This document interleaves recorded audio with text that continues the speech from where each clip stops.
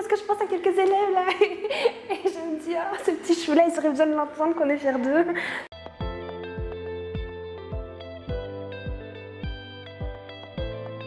Je suis institutrice en 3e et 4e année primaire, en immersion. Je donne les cours de français. On avait beaucoup de conflits, beaucoup de chamailleries et aussi des élèves rejetés, de la violence physique, de la violence verbale et vraiment des élèves particulièrement exclus du groupe. On est plusieurs collègues ici dans l'école à avoir pris contact donc, avec la SBL pour avoir des animations. Tous les lundis, pendant 2 heures, on a des animations sur les émotions, donc c'est les nommer et les comprendre. Et aussi, il y a plein de petits jeux pour améliorer la dynamique de groupe, du style, on a un voisin, on pioche une carte, et puis alors on doit discuter, se trouver des points communs.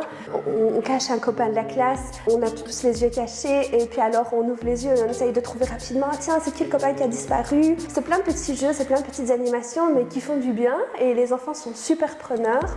Même nos élèves les plus introvertis osent s'exprimer. Je pense à un élève en particulier, lui, ça lui a fait vraiment du bien parce qu'il en parle des animations, même à la maison il en parle et on voit qu'il est plus ouvert et qu'il a pris sa place. En fait, ça a pu lui permettre de prendre une place dans le groupe et c'est vraiment chouette. Déjà une formation et une compétence que nous on n'a peut-être pas forcément, une connaissance des émotions, une connaissance du sujet, comment l'aborder, comment l'amener. En fait les mots sont tellement exacts, on a l'impression qu'elle les comprend si bien en fait. Et puis ce sont des personnes extérieures.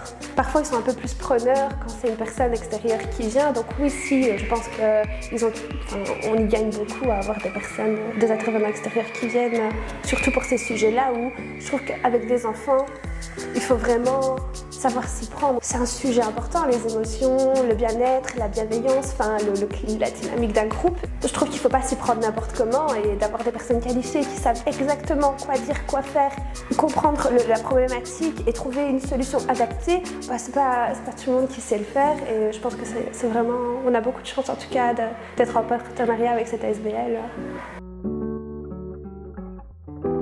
Ici, on a vu une nette amélioration au niveau de la dynamique du groupe depuis le début de l'année. Maintenant, ça a vraiment bien évolué positivement.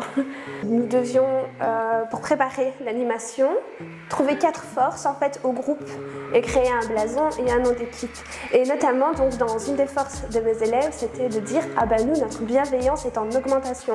Voilà, on regarde dans le rétroviseur depuis le début de l'année. Début de l'année, la bienveillance, déjà, on ne savait pas ce que c'était, on ne connaissait peut-être pas trop le mot, mais on l'a appris, ce mot-là, et puis on se rend compte qu'on était peut-être pas beaucoup au début d'année tous ensemble dans le groupe, mais que c'est en augmentation, que c'est en amélioration, donc ça faisait partie d'une de leurs forces. L'empathie aussi, du coup. Et ça, c'est les animations qui permettent vraiment de pouvoir se mettre « Ah, je me mets dans la place de l'autre ». Parce qu'il y a eu une activité, alors là, les enfants ont quand même un peu pleuré, c'était une activité où ils ont dû parler d'une situation qui les rendait tristes. Et alors, notamment un élève qui était un petit peu mis de côté pour des raisons, a joué en fait la scène. Ça a permis aussi aux copains de voir la situation, de se dire « Ah oui, mais maintenant si je me mets à la place, qu'est-ce que je ressens, comment je vis ça et comment on peut arranger ça, faire les choses autrement et mieux réagir par rapport à une situation ». Alors il y avait des choses beaucoup plus personnelles qui ont été dites, exprimées et qui ont fait pleurer les enfants et des choses un peu plus dans le cadre de l'école, des petits conflits et là on voit vraiment les enfants se faire un câlin, se prendre dans les bras, se dire ça me fait de la peine et prendre conscience que peut-être qu'on est parfois un petit peu dur, peut-être que parfois on juge sur des détails et que finalement si on regarde sous un autre angle, avec une autre casquette, la situation, on réagit différemment et vraiment, j'ai vraiment vu qu'ils avaient beaucoup d'empathie les uns envers les autres. Si un pleure, on va lui faire un câlin, on va le prendre dans les bras. C'est pas parfait, des disputes, il y en aura toujours, mais c'est plus le même groupe classe qu'au début de l'année, ça c'est sûr. Bravo d'oser déjà, d'oser être là, d'oser participer et d'oser vous exprimer. N'ayez pas peur de parler, n'ayez pas peur de vous adresser à des personnes de sécurité, de confiance. Prenez votre place dans le groupe. Soyez fiers de vous, soyez fiers de qui vous êtes. En tout cas, personne ne vous le dit, moi je vous le dis, je suis fière de vous. Et bravo à vous, vous êtes super courageux. Non mais c'est ce que je pense à quelques élèves là.